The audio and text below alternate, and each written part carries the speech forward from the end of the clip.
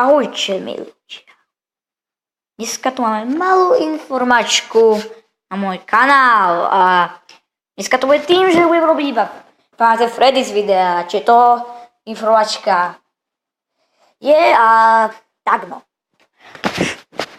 Dneska som vám chcel povedať o jednej veci. Čo si ja myslím, že kto spravil Bite of 87? A kto by som myslel si? Ja si myslím, že to bol Freddy a môžem myslieť, že si debil, alebo čo? Freddy nemohol to spôsobiť. No, tak mohol. Ale tak odohráva sa to v dvojke. Čiže čo? Keď sa to odohráva v dvojke, tak musí to byť niekto z trojanomatrovníkov. A kto by to mohol byť? Shabby Old Foxy? Asi nie. Podľa mňa to bol niekto iný. Jeho meno je Toy Bunny. Tururu. A to meno vám už niečo hovorí.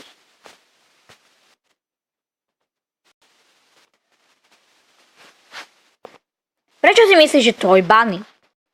Myslíš to preto, lebo tak no. Ale tak ja neviem.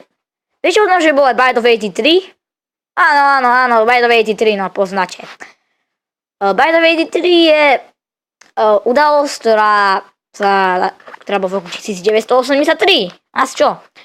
To bol Fredbear, ktorý bajtol tohto oného dieťa. To bolo veľmi zlé, ale sa stalo. A vidíte, že ja som teraz na google.com. Vidíte všetci? Vidíte sa na google.com? Tak dobre. Neviem, kto spravil Bite of 87, ale vieme, že to spravil. A vieme, že Bite of 83 spravil Fredbear. Tiež jedna vec je, že podľa mňa je Puppet najstrašidelnejší animatronik v dvojke. Podľa mňa je najstrašidelnejší. Ale tak no. Takže tak no. A videli ste, že v kamere 7 môžete vidieť 3 obrázky. Toto je jeden z nich, ktorý môžete vidieť. A tiež videli ste, že tá hudba, čo sa hraje, tá Music Box hudba, tak tá sa volá, ak sa nemýlim, My Grandfather's Clock má 140 rokov. Wow, 140. Wow. Don. To bolo asi všetko z tohto informačného videa. A z videa, ktoré malo veľmi veľa divných vecí. A tiež budem readovať moje Five Nights at Freddy's creepypasty, čiže tak no. Five Nights at Freddy's creepypasty, som si ako vymyslel. Ale ak to je jedno. Na.